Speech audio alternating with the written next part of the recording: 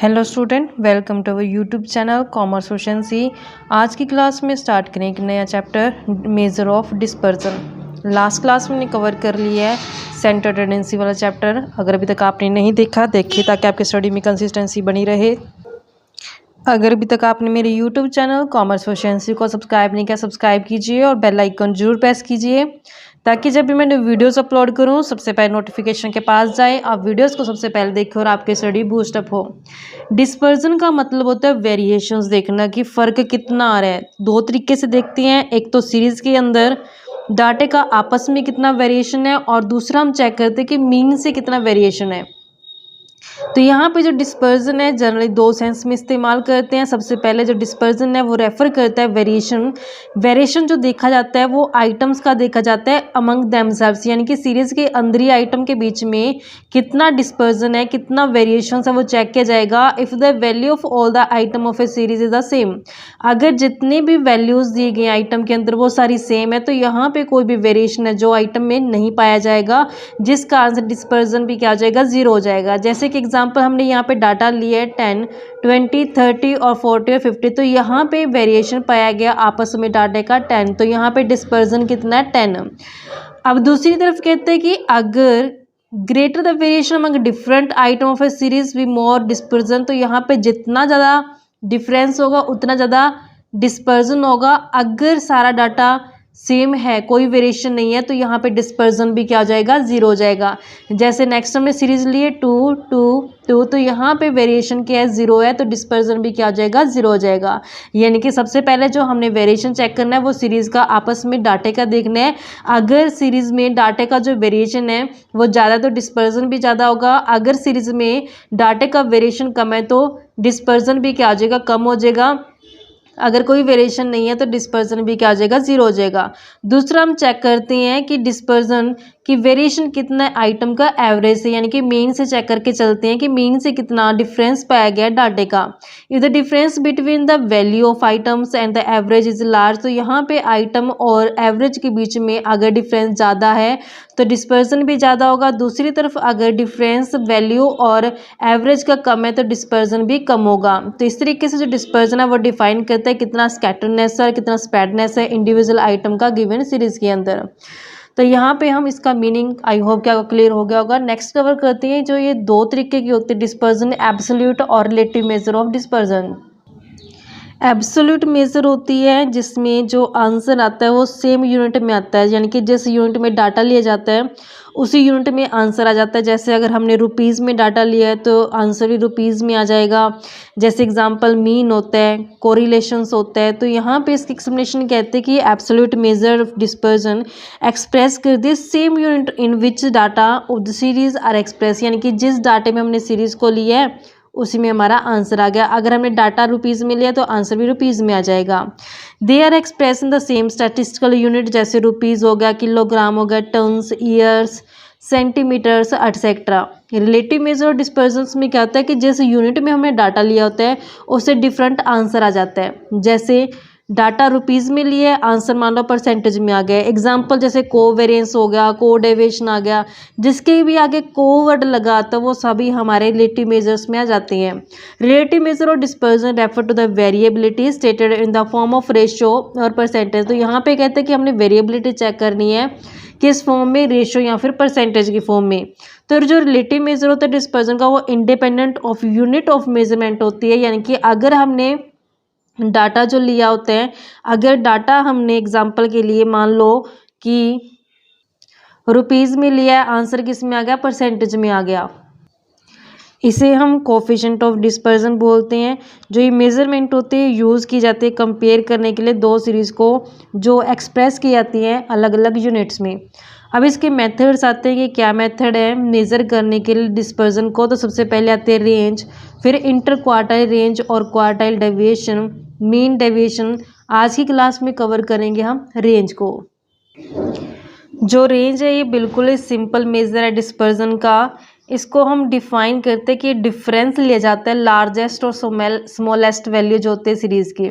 जब हम लार्जेस्ट और स्मॉलेस्ट वैल्यू का डिफरेंस लेते हैं तो उसको हम रेंज बोलते हैं। आर मतलब रेंज, एल मतलब लार्जेस्ट वैल्यू सीरीज़ की, एस मतलब smallest value of the series. तो यहाँ पे रिलेटिव मेजर ऑफ रेंज को कोफिशिएंट ऑफ रेंज बोला जाएगा। कोफिशिएंट ऑफ रेंज कैसे कैलकुलेट करते हैं, largest minus smallest value divide by largest plus smallest कर देंगे तो हमारे पास कोफिशिएंट आ जाएगा। अब कैसे कैलकुलेट करते हैं हम रेंज को, तो इसमें एग्जांपल की हेल्प से कवर करते हैं कंसेप्ट। सबसे पहले इंडिविजुअल सीरीज में देखते हैं कि जैसे कि हमारे पास दिया 5 स्टूडेंट ऑब्टेन करते हैं फ्लोइंग मार्केट स्टैटिस्टिक के अंदर, तो हमारे पास डाटा गिवन है 20, 35, 25, 30 और 15। तो हमने रेंज और कोफिशिएंट ऑफ रेंज है जो कैलकुलेट करना है। कैसे कैलकुलेट करते हैं इसको समझते हैं।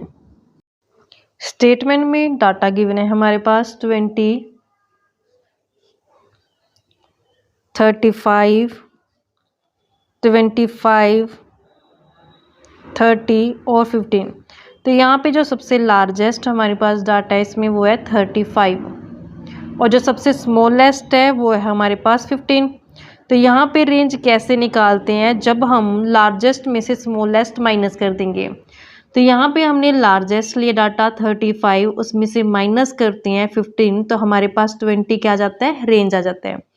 नेक्स्ट बोला है कोफिशिएंट ऑफ रेंज कैलकुलेट करो। तो हमने कोफिशिएंट ऑफ रेंज कैसे कैलकुलेट करना है, फॉर्मूला होता है largest minus smallest divide by largest plus में स्मॉलेस्ट।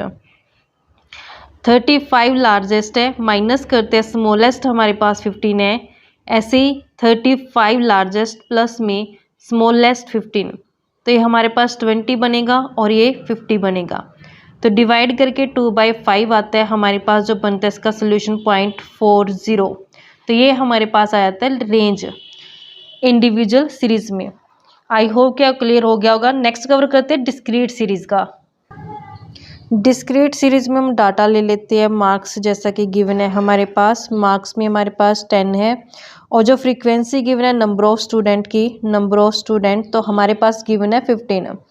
ऐसे नेक्स्ट 20 मार्क्स वाले जो स्टूडेंट्स हैं वो है 18। 30 मार्क्स बच्चों के हैं वो है 25 बच्चे। जिन बच्चों के 40 मार्क्स हैं वो है 30। जिन बच्चों के 50 मार्क्स हैं वैसे हैं 16 बच्चे। 60 मार्क्स वाले 10 बच्चे, 70 मार्क्स वाले 9 बच्चे।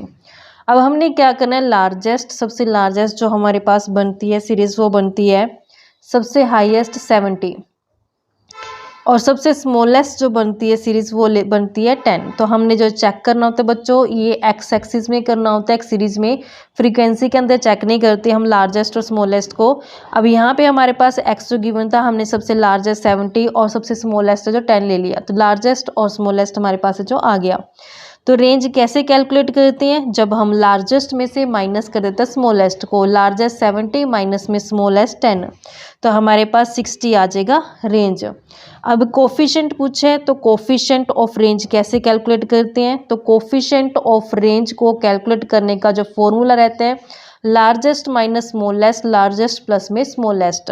तो हमारे पास 70 लार्जेस्ट माइनस में 10 स्मॉलेस्ट, तो 70 प्लस में 10, तो हमारे पास 60 डिवाइड बाई 80 बन जाता है, जिसे सॉल्यूशन करके हमारे पास 0.75 है जो आंसर आ जाता है।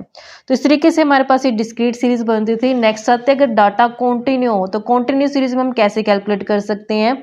तो हमारे पास कॉन्टिन्यू सीरीज में ले लेते हैं कि साइज